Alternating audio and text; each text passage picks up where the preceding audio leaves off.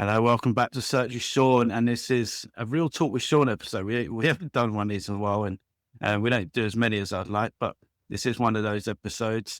And yeah, I got, as you can see, four great guests. So I'm going to do the intros quick, and we get straight into the topics that we're going to cover today.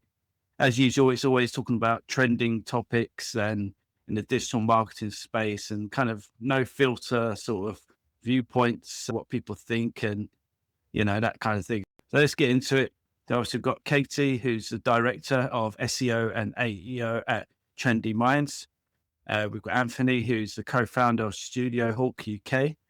We've got Christian, who's currently the head of search marketing and AI search at SOZO. And we've got Emma, who's the founder of Oxford, Digital, a search first digital agency. So yeah, thank you all for joining me today. And really, really looking forward to this one. So as usual, we've got some, topics, and I'll go one by one, get people's views, and then open it up so everyone can kind of, if you've got any thoughts on what people have said. The first one is quite an interesting one, I think. Are paid SEO tools, or you could say any digital marketing tools now, still worth it? And if yes, which ones? Because I say this because with the capabilities of AI now, all these other free tools that have come out, people can create their own things now, and they are. And some of the legacy tools as such are increasing prices, or kind of just adding on things you had to pay extras for, and so on. So maybe people are kind of going elsewhere.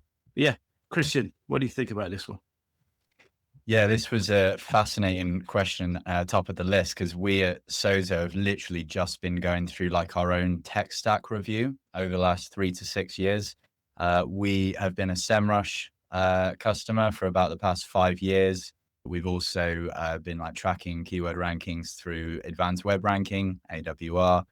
And I think in the past, like we've probably been guilty of like being sort of oversubscribed and having lots of different tools. So for us, like I think kind of simplification in terms of consolidating everything down to an all-in-one solution is what we've been looking at going forward. It's interesting. You've got lots of really good tools like Google Search Console. There's lots of free available tools that you can get some really good insight from. I don't think paid tools necessarily guarantees success in SEO. I think it's like how you leverage between the paid and sort of free tools working together. But I definitely think there's a danger of over reliance on too many tools, and then you end up being like an expert of none. I completely agree, and I might need to DM you after, because I think currently we are oversubscribed, and I've been thinking for the past few months, like every time I see all of the bills come out of my accounts with all the add-ons on SEMrush and stuff like that, I'm like, I think we use SEMrush, we use Ahrefs, and then a load of free tools as well, and then we're testing others, and there's always one that has this one feature that we want. And it would be ideal if we just had one that had everything that we need, that was perhaps on a slightly different pricing model. Because as you said, there's so many that have like add-on for this, add-on for that, add-on for everything else, which of course I don't mind. But then, as I said, some do it better than others. Like, for example, Ahrefs, in my opinion, gets better competitor data than SEMrush. So we have Ahrefs, but then we really like SEMrush for other features, so we still use SEMrush. So I think we're definitely at the point where we're oversubscribed, and there's new tools coming out of the woodwork all the time for monitoring AI as well. So I'm kind of waiting for the point where there's like a dominant AI tool, and then I can start testing and, and sort of rely on the best one of those. But no, I completely agree. I think, yeah, there are a lot of tools, and some of them are better than others. So I might DM you for your thoughts on that. Yeah, absolutely. And going back to sort of the core of the question, Sean, around like paid tools, whether we still need them. I mean, as I said, as much as I love tools like Search Console, they do sometimes create headaches. Like it can be really misleading for clients, for example, like some of the auditing side. Like we tend to leverage free tools alongside the paid. You've got a lot more like control and capability with like the paid tools around like filtering, around like how you present it, and the sophistication of those tools. Like we love Screaming Frog as well. Search Console is great, but one of my frustrations as a free tool is it has very limited customization and configurations around notifications. And it can be quite alarming to a client, for example. You might get suddenly a big alert around a load of 404s, and they might be JS or old PHP or dependency files, and you're not necessarily going to 301 all of those. But it can be alarming to a client if they suddenly get a notification going, you've got lots of soft 404s. What are you going to do about them? So I think, there's certainly downsides and limitations to the free tools, but I think if used in the right combination with paid tools, then that's the best for me, what I found to be the best combination. Yeah, 100%. And what people were saying before is just when you have loads, you don't even maximize the ones you got, and that's the problem. And that's definitely a case with the SEO teams I've worked on. Anthony, what about yourself on this one? For us, for us as an agency globally, we like to use, SEMrush, but it's sort of dropped off over the past couple of years as they've changed to focus on enterprise level. And I don't really think they concerned as much as with the SEO operators like us as much as they used to, because they're focused on enterprise and they're a publicly listed company, and then they just got bought. Sitebulb was one of our favorites. SE ranking, Ahrefs, Screaming Frog, as well. We've got a range, but yeah, it does get a bit of subscription fatigue. So you just got to be mindful as an agency owner or you're running the team that they're actually using these tools. Otherwise, yeah, you'll be paying a bunch and you'll hate that bill coming in every month. And then we use the free tools like Google Search Console and things like that. But on this point, I do wonder, with people in this industry being quite smart, building their own GPTs, building their own gems, building their own stuff that is tailored to what they need, rather than having to pay a fortune and then pay add-on and continually milk the subscriber and milk us for features that really should be in there for higher and higher cost and less customer support. We've got a lot of smart people in this industry that can build their own stuff. And I'm just wondering, it may or may not be affecting their bottom line because, people like SEMrush are so big. But I just wonder, with that shift, people will just be building their own stuff, just trying to save costs. As in the UK, people are worried about costs. People are worried about reducing their overheads and getting things done faster. Is that may or may not be affecting some of these tools? People can just build some of their own stuff. So I still like some of those tools because our team use it. It makes life easier. And look, there's a bit of legacy there. We've been using it for a while. But it wouldn't surprise me if we see a bit of a shift towards smaller, more competitive tools, especially with AI, and away from the legacy too big for us type operators now. Yeah, and that's kind of what drove my question, because I was doing a blog about all the free tools, and like I say, so many clever people in the industry building these, because it's so easy now with AI. You only need a £30 a month subscription to one of these tools to build your own versions of things, and they're pretty much doing the same thing. If not, you can customize it even more to your requirements. So in fact, it could do a better job, arguably.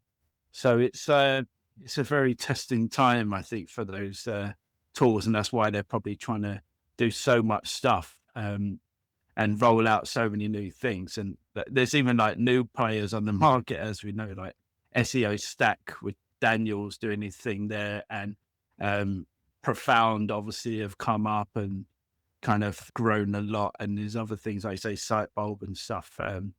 Yeah, it's a very interesting market. Last one. Another thing that I just thought of is business owners, and especially agencies like us, to add multiples to their valuation. We're a service-based business reliant on people. So a lot of businesses, as a strategy point, may be creating their own tools to add value to their own companies that works for their team. And then they go, hey, to add basically multiples to our valuation, if we've got some IP, we create a tool, Streaming Frog, for example, and that's another sort of driver that can lead agencies to build tools and use their own sort of stuff and then sell it, because it helps to add to their valuation and IP. 100%. Yeah. Yeah. Great point.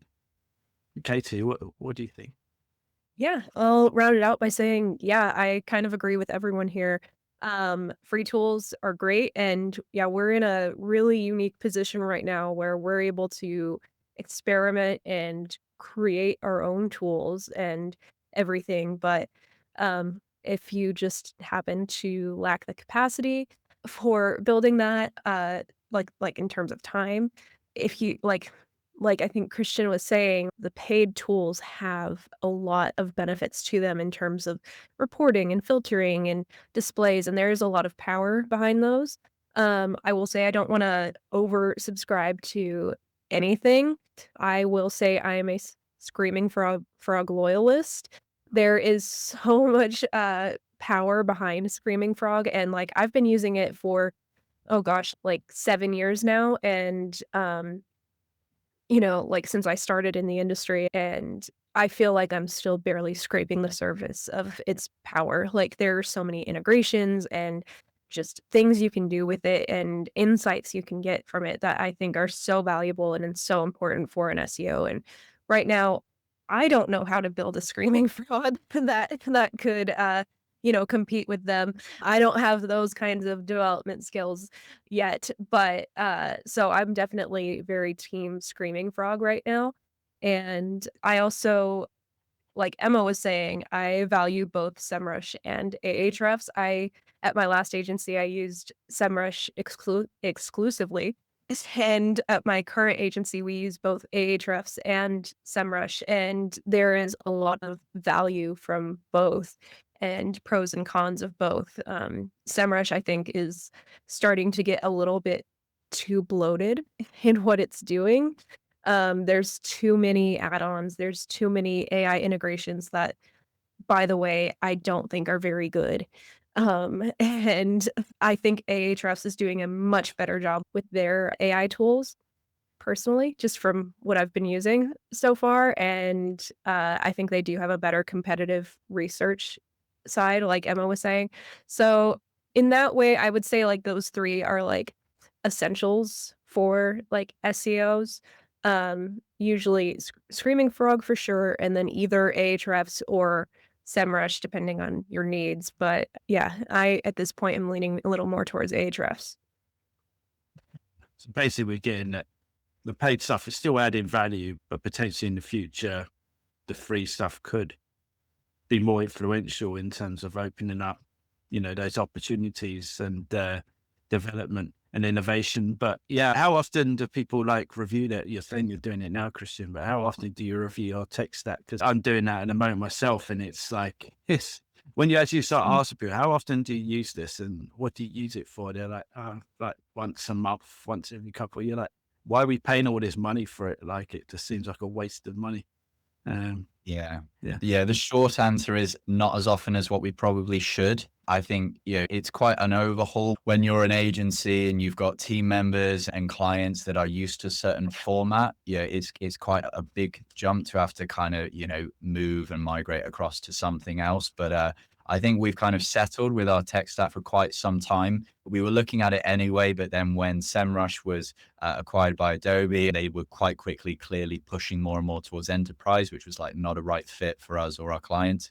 That kind of accelerated us reviewing the tech stack. I think for us, what was quite a helpful exercise is when we just like listed it out in a spreadsheet, like not just specific to marketing, but for the agency as a whole, and kind of calculated like how much we're spending per month and over the whole year. And particularly when you get all of your tech stack in a spreadsheet and you calculate what your costs are over the entire year, it's quite an eye opener to go, wow. And we listed it all, and we had like Screaming Frog, SEMrush, AWR. We were then like looking at, Right Sonic for like AI search measurement specifically. And very quickly it was like, my gosh, like we're logging in and out of all of these different tools. And I think, you can have all of these different tools and actually be a master of none if you're not careful. Katie mentioned about Screaming Frog and only just scratching the surface. And I completely agree. Like I shared a post last week on Screaming Frog and about like using custom extraction on a Shopify site.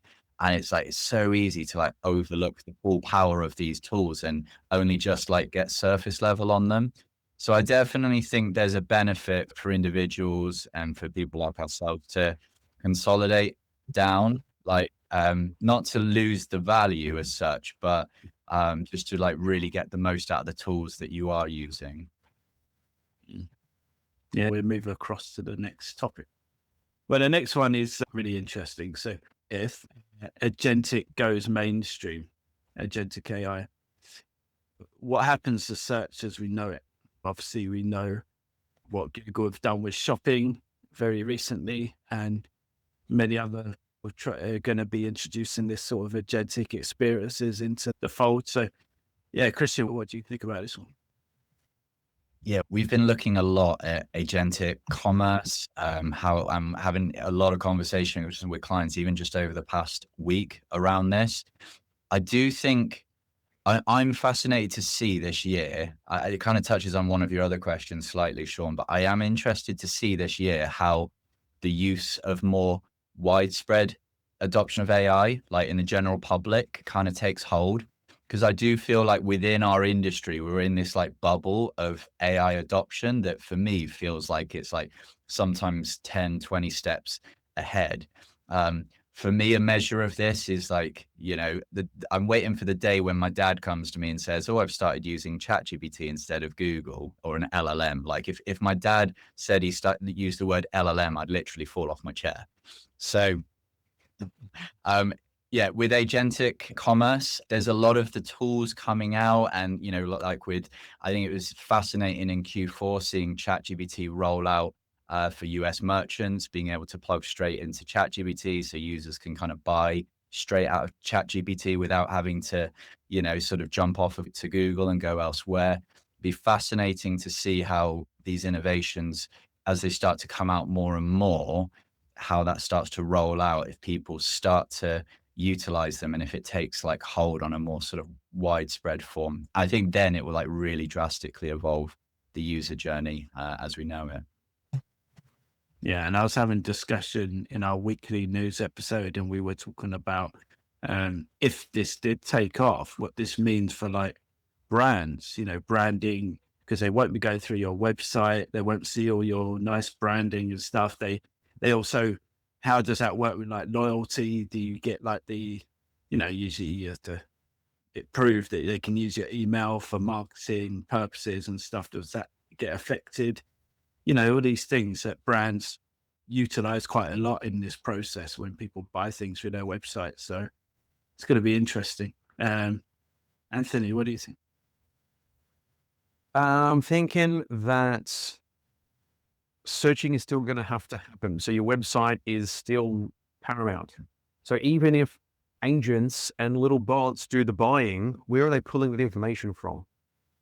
Pull it from the website. So SEO, search, discoverability, whatever you want to call it, you're still going to have to optimize the website. And this is the battle for us agencies to educate clients and educate people who are getting bombarded with every acronym under the sun and then thinking they're going to have to rank on ChatGPT. And it's like, bro, you don't need a Ferrari, you need a Toyota. Your website's no good. Just calm down. You're trying to like change and throw out your marketing model to try and get like 1% of traffic. So relax. The personalized experience thing will be interesting if AI mode does become default. But I wonder how ads work on that. And, because the template leaks, I see the ads, I see this, I see that. I do wonder how the ad model changes, because I've been using AI mode a bit more in Gemini, and it's just like you're having a conversation like ChatGPT. It's like, how are they going to cram the ads in there? So I think, look, SEO is not going anywhere. I think it's a major opportunity. Universal Commerce Protocol and these agents, the journey will change. But I think that just delivers us a challenge and a problem to solve, which is how do we figure this out? What do these LLMs want to see? ChatGPT seems to be quite basic compared to your 25-year-old Google. And I think, look, the website is still paramount because that's one of your main sources. And then you're going to add in your digital PR for brand visibility. You're going to add in citations and all that stuff, which it's still, as much as you don't want to say it, but you're going to say it's still SEO at the end of the day.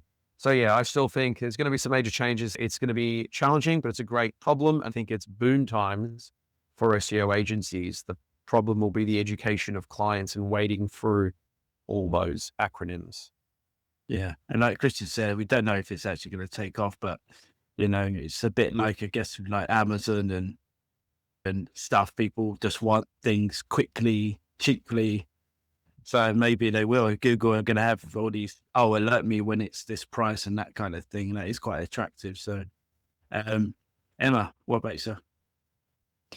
I'm in agreement with Anthony. I think Well, I was thinking about what might change, and I was thinking, well, maybe content would change, and then I was thinking, would the layout change? But then people will still Google it, so why would they then create a separate instance just for bots when websites are kind of for bots and users already? And then I was thinking, well, maybe we'll phrase something slightly different, and it will be more like informational around who exactly it's for. And I thought, well, actually, websites should probably be doing that in the first place anyway. So, and I think some websites do that already pretty well because, of course, when you're searching in ChatGPT, you'll say, I'm a woman in my 30s and I need to feel better, or, maybe I'm bloated or something like this. And I think wellness sites on the whole do quite well in saying who it's for and what it's for. I think they've really nailed the trigger points. Of course, there's exclusions to this, but I think on the whole, they do a pretty good job of addressing triggers. But for the life of me, I cannot buy a pair of trainers and know why I'm spending over £100 on them. Like, I genuinely think there is a lot of work still to do. So if this is the trigger that gets some of these sites there so that they are a little bit more valuable to users when they go on their site anyway, I'm all for that. But yeah, I think as Anthony said, it is kind of the same things anyway. When you start from A to B and you think of all the questions that you have to ask about, do I do this with content? Do I do that with content? I think it will lead you to the same conclusion that ultimately you do need a helpful website that is useful for users and also bots, which is what we should be doing anyway. But I think it's definitely a useful thought exercise because sometimes it can sort of help you realize things, and hopefully people selling trainers will realize this. Yeah. And it's interesting anyway. It's a good experiment to do. I had Jess Schultz on recently, and we're talking about using AI agents to try and navigate through your site and work out different things and try and find those real bottlenecks or those problems that they're finding. And that's a good way to kind of, make that a bit of a smoother journey for them. So, yeah, even if it's just that kind of thing. Katie, what about yourself? Yeah, so I think there's a lot of opportunity here for sure if agentic does become like a much more mainstream and popular method of, using the internet and experiencing like e-commerce and everything. I think that there's a lot of opportunity there, but I think there's also some room here for, you know, businesses are going to have to like change a lot of like their models and like how they do things, or at least how they interact with their customers, because if agentic does become a thing, then they aren't going to be interacting with their customers, at least in that way.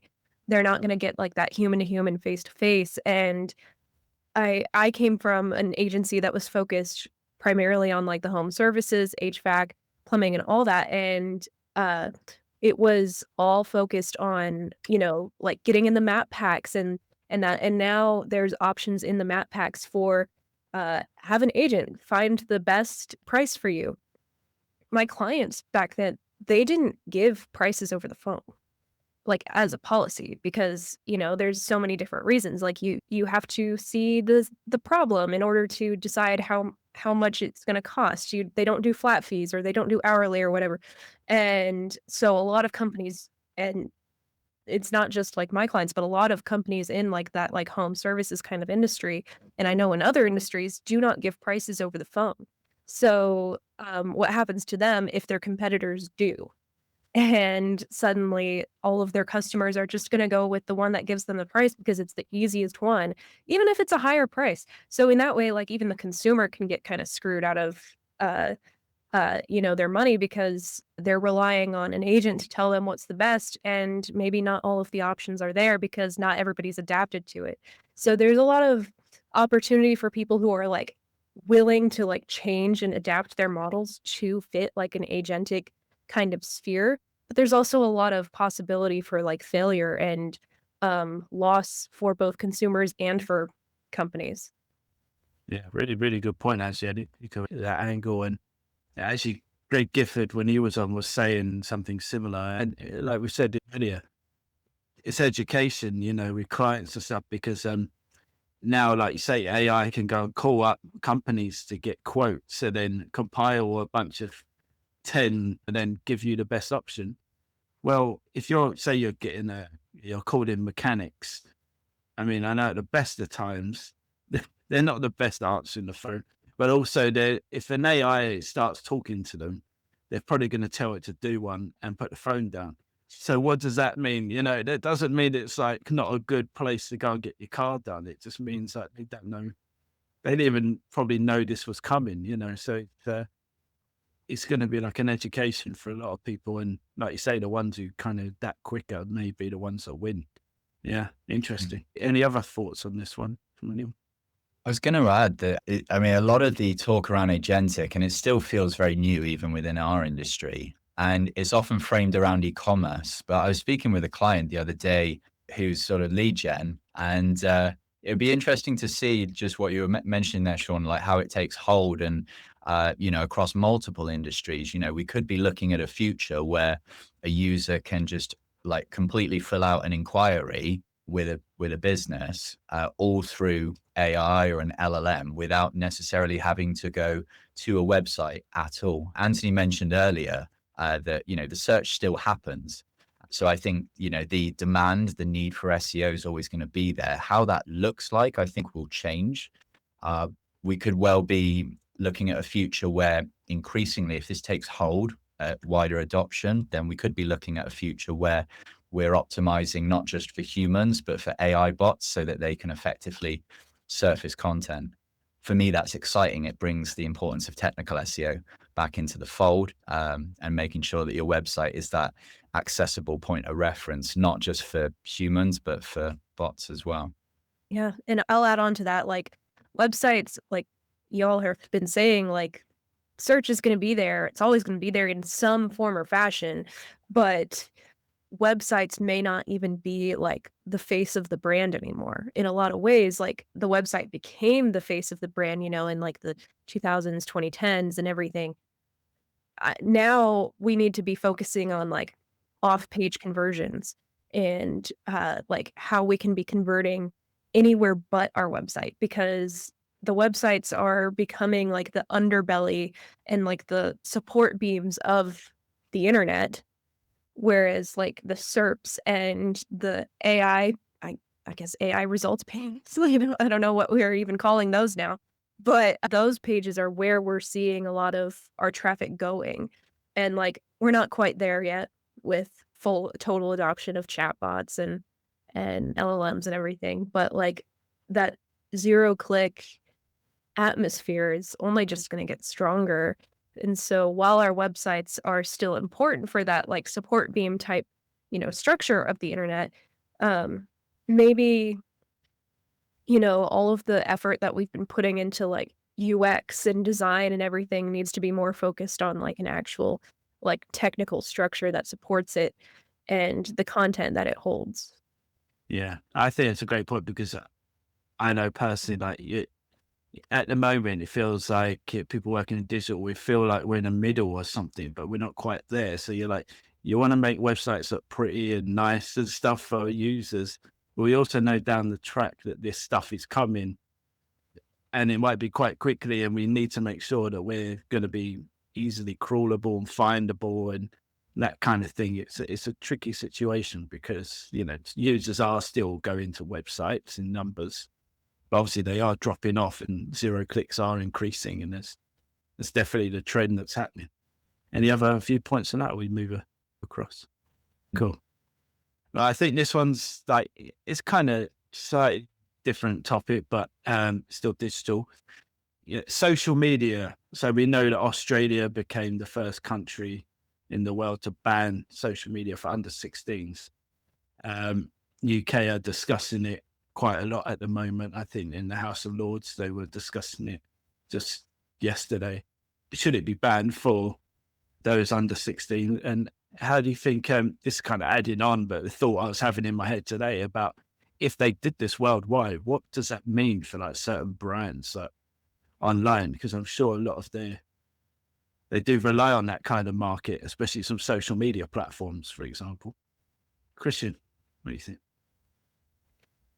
It's an interesting question, Sean, when I read this, because I got 2 young boys, and one of whom he's just started having his mobile phone last year. And, hearing about this on the radio, how they rolled it out in Australia and they're thinking about it in the UK.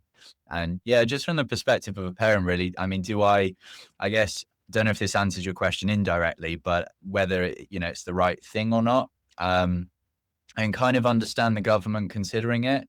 For me, I made I'm probably in the minority of parents that insisted that my son do like a mobile phone training course, like I found like a useful course on Udemy. I got him to like watch through the training course. I was like, if you want a mobile phone, there's going to be parental controls, there's going to be limitations, and you've got to do like an awareness course around like the risks and how like what best practice looks like.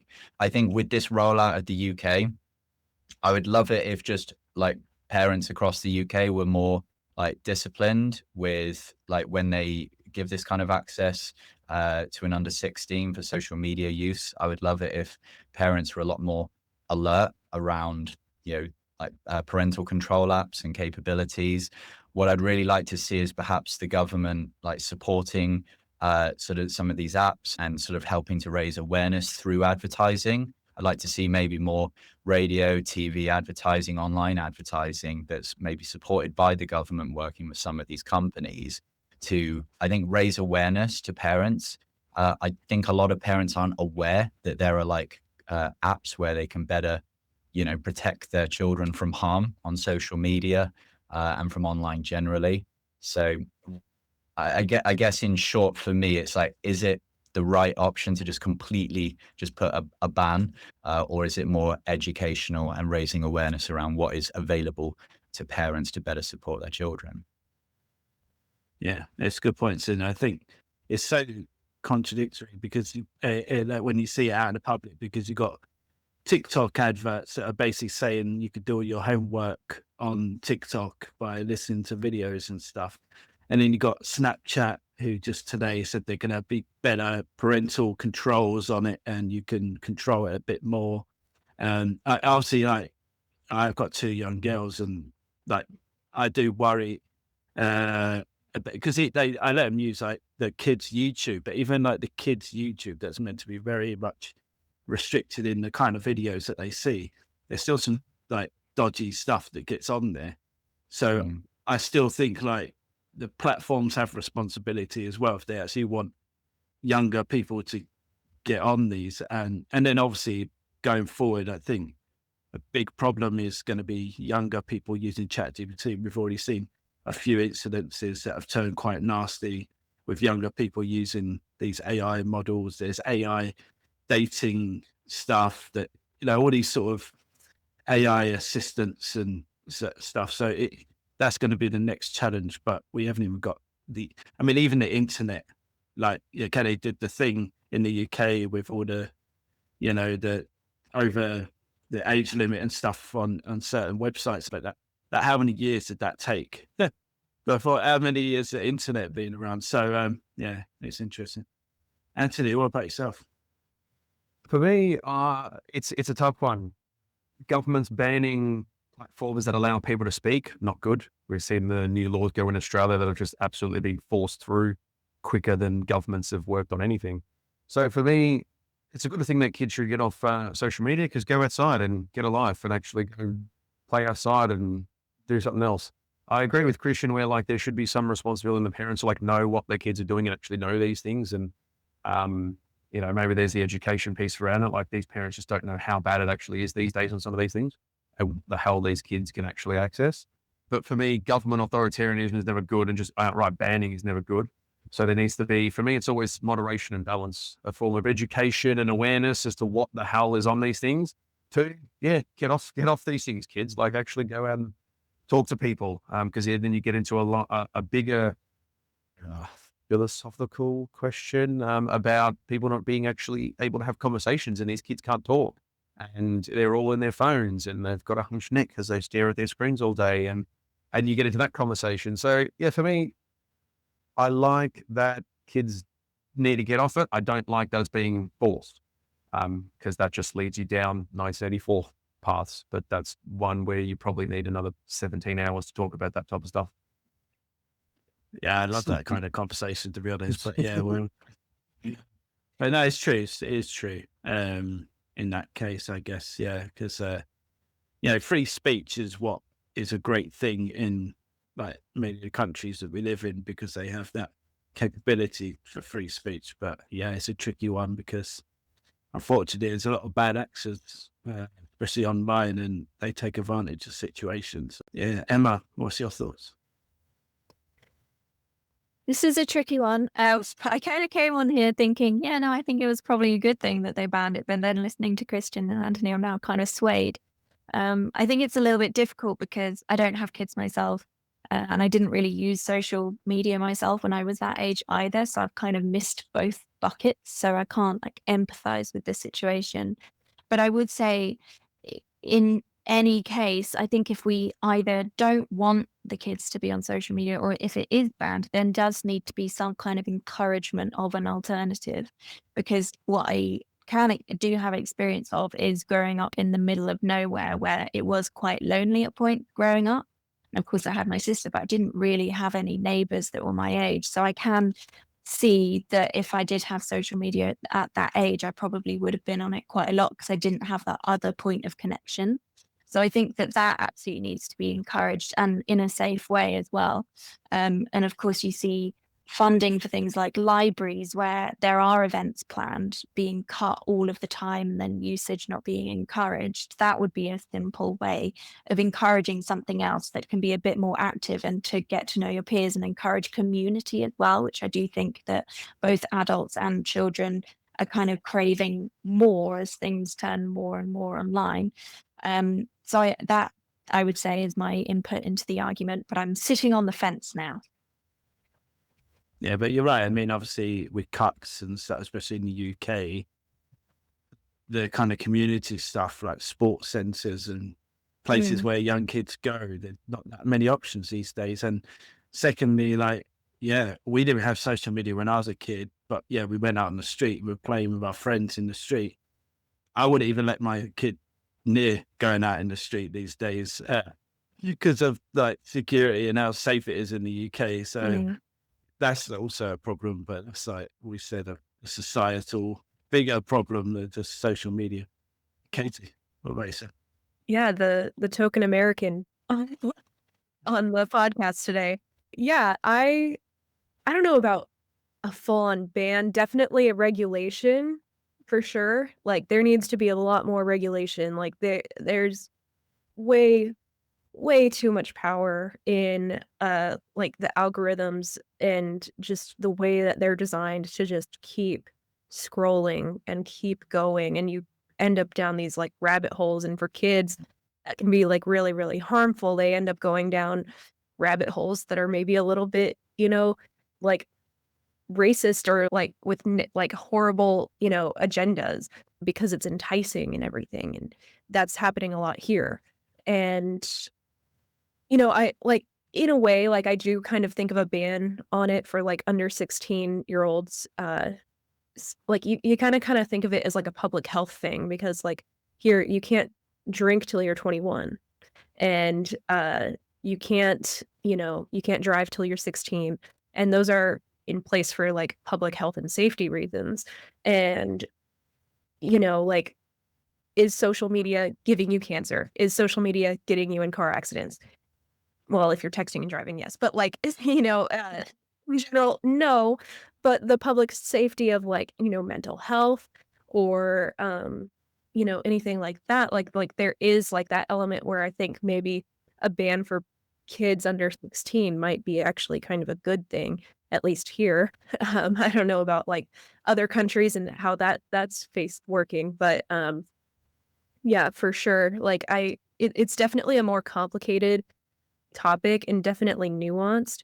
I simply do not think it would happen in the US. There's too many businesses that benefit from the kids being on TikTok and Snapchat and YouTube and everything. Like they make way, way too much money. They would lobby like crazy to prevent that from happening. And I don't see that happening here.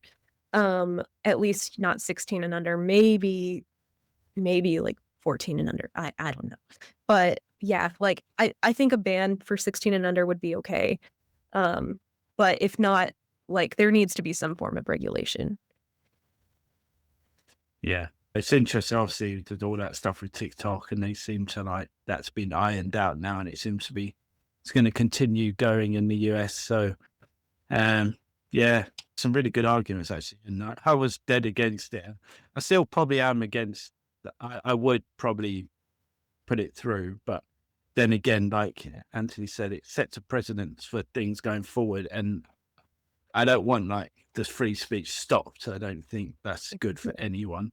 And if you're told to kind of be quiet or whatever when you're under 16, then what does that set for you going forward? But yeah, it's interesting. And we'll move on because we've got still some time. This is, it's another interesting one, because one of the biggest sectors that's been hit with all the updates and the AI injection and summaries and whatnot is the news sector, news publishers. And I think they're in a bit of a sticky situation. Some are becoming gated, so you have to pay to see it, or some are like just changing tactics. So they're seeing more on Discover and stuff like that. But we've seen like a whole bunch of spam on Discover and stuff like this, like X posts and stuff that I've been seeing a lot.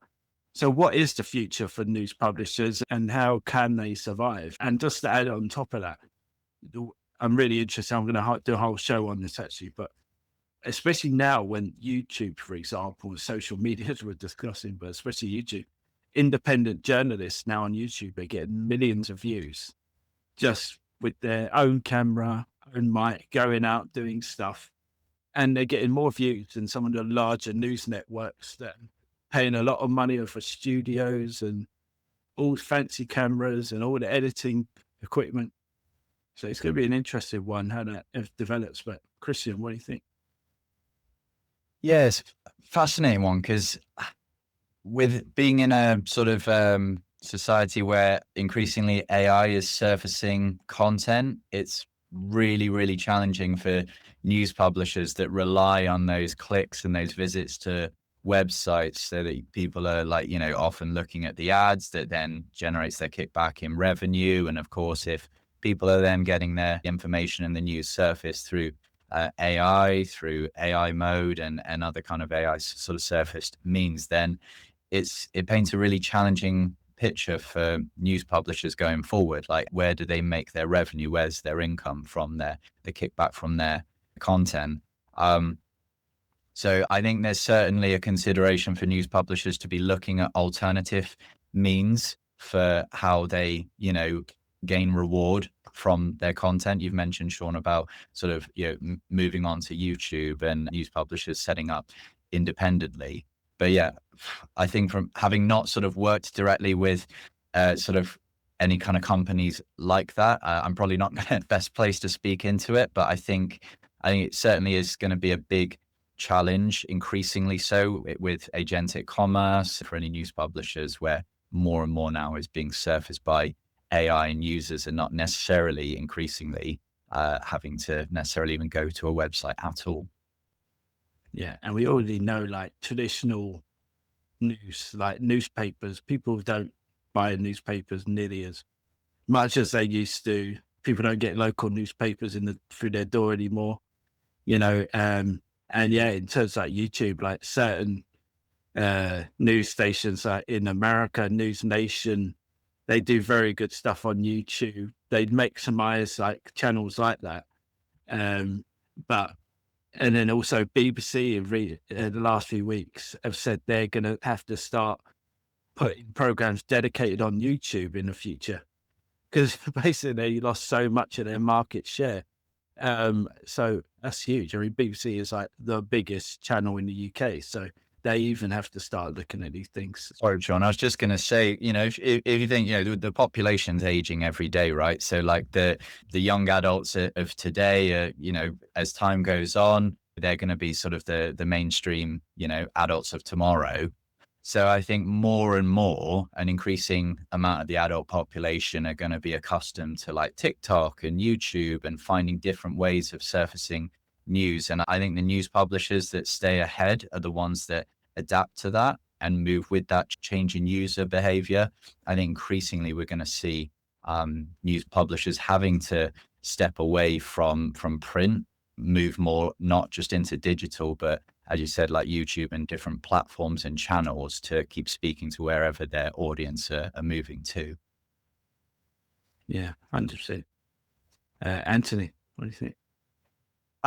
To be honest, I don't really deal too much with news, but for me, I have to agree with Christian. They're just going to have to find other channels to be able to get that same news out there that hits the medium that people are looking for. Like for me, I'm not watching the BBC because I don't want to pay a TV license, but I'm looking at YouTube.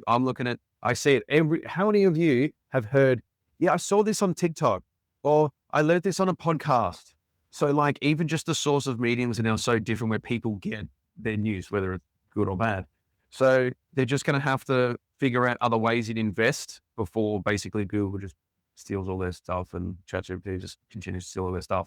But then I think we're talking about SEO and zero click and all this stuff here, but then it leads into a bigger conversation of people also that don't trust the traditional media anymore. And independent journalists are getting millions of views than what CNN and all these other guys are getting, when it used to be radio, TV, print, movies out of home. And we used to sit on the couch and we watched the news at dinner and that was it. But it's a cultural shift. I remember South Park did the episode about the death of the living room. And that was years ago. That's like the actual people have changed, families have changed. People they've got phones, they're just scrolling all the time. The actual mediums and influx of news and content has changed so much. So, and throw in the lack of trust over the last 10 or 15 years of mainstream media. Yeah, as a bigger issue. It's no surprise that publishers are losing a bit of track, and independents are coming out because you can just get a camera and start talk. And rightly or wrongly, good or bad, whatever you like or don't like, you can start building a community. You can start building a following. You can be your own news publisher, your own news, basically. You can see it with war zones and happening where people just whip out the phone. It's not like Iraq of 2003 where you just saw CNN and that was it. That was the story. Now you can just whip out a phone, and social media really democratizes that. So I think not only do they have that challenge of losing organic traffic, but they've also got the challenge of, as Chris said, finding other platforms to be able to get that same news across. But then also, how do you rebuild trust and authority with people that have basically lost faith in it all? So there's a fair few topics that go into that bubble, that whole sphere, I would say. Yeah, it's a great point. Like perfect storm. Emma, what do you think? Well, I don't think I have an answer for them. I think if I think I did, I probably would have rang them up by now and they'd have hopefully paid me a huge fee for fixing their big problem. I think seeing all of the independent journalists and people saying, oh, I saw this on TikTok, or I heard this on a podcast, it really does speak to everybody wanting to have the news, a craving for knowing what is happening. And it sort of seems a shame that we don't want to invest in that or can't invest in that because, the cost of living is horrific in this country. So I am kind of heartened to see, and to use Katie's framework earlier of websites being scaffolding and then having different surfaces. I am heartened to see AI platforms like ChatGPT, etc., having their own separate monetary relationship with these news publishers and setting some kind of API up, because then it's a monetary relationship and they can continue doing what is so evidently needed. And I do think it was a real shame that decision wasn't made when Google was in its infancy, because that was another massive opportunity for journalists and news outlets. And there was kind of the promise that they would get all of this traffic to their sites and then they would have ads, and that's just dropped.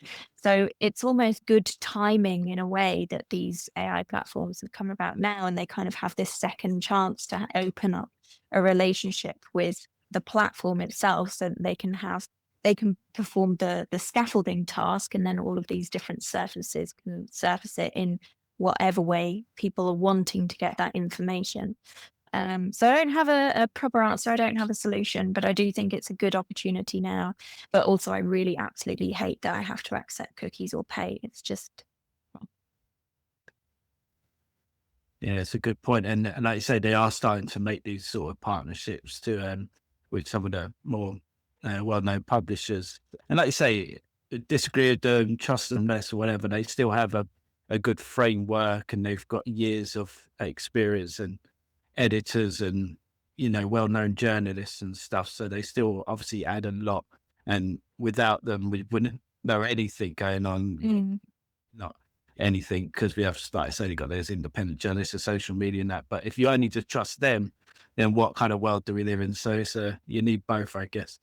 Katie. So Yeah, I think a lot of news in general is in a very dire strait right now, ethically and financially. Like we're in a world where Jeff Bezos can go and buy the Washington Post and talk about how amazing Amazon is in one of the most trusted American news platforms.